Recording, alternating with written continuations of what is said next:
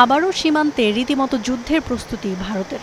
এবার বাংলাদেশের উত্তরাঞ্চলে ভারতীয় সীমান্তের কাছে ৩টি নতুন সেনা ঘাঁটি নির্মাণ করল নয়াদিল্লি। এসব ঘাঁটিতে মোতায়েন করা হচ্ছে অত্যাধুনিক সব ভারী অস্ত্রশস্ত্র।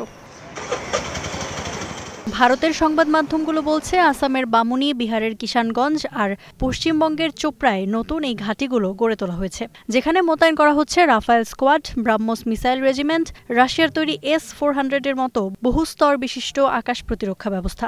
এছাড়া সম্প্রতি আরও ৮,০০০ কোটি টাকারও বেশি মূল্যের ২টি মিসাইল সিস্টেম কেনার অনুমোদন দিয়েছে ভারতের কেন্দ্র সরকার।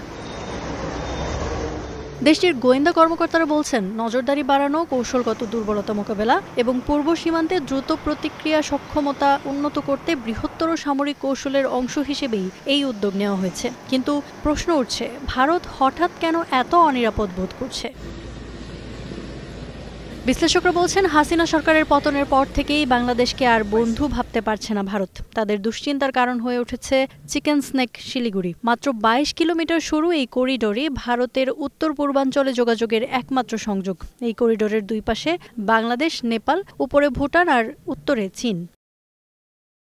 তিনটি নতুন সেনাঘাঁটির সমীকরণ বলছে, বাংলাদেশকে আর কেবল ছোট এক প্রতিবেশী হিসেবে নয়, বরং হুমকি হিসেবেই দেখছে ভারত। অনেকে এর জন্য দায়ী করেন ঢাকার বেইজিং ঘনিষ্ঠ হবার বিষয়টিকে। চীন ভারতের সম্পর্ক বরাবরই বৈরী, তাই বেইজিংয়ের সাথে ঢাকার সুসম্পর্ককে হুমকি মনে করে দিল্লি। গত ১০ বছরে চীন বাংলাদেশের সবচেয়ে বড় বাণিজ্য অংশীদার হয়ে উঠেছে। পাশাপাশি বেইজিংয়ের কাছ থেকেই সবচেয়ে বেশি অস্ত্র কিনছে ঢাকা। ঐতিহাসিকভাবে বাংলাদেশের নতুন যে কোনো দল ক্ষমতায় আসার পর প্রথম বিদেশ সফরে বেছে নেওয়া হয় ভারতকে। কিন্তু অন্তর্বর্তী সরকারের প্রধান উপদেষ্টা মোহাম্মদ ইউনূস সেই রীতি ভেঙেছেন। নয়াদিল্লির বদলে তার প্রথম রাষ্ট্রীয় সফর ছিল বেইজিং, যাকে পররাষ্ট্রনীতিরও বড় পরিবর্তন হিসেবে দেখছে ভারত। পাশাপাশি পাকিস্তান বাংলাদেশ সম্পর্ক উন্নয়নকেও ভালোভাবে নিচ্ছে না দেশটি।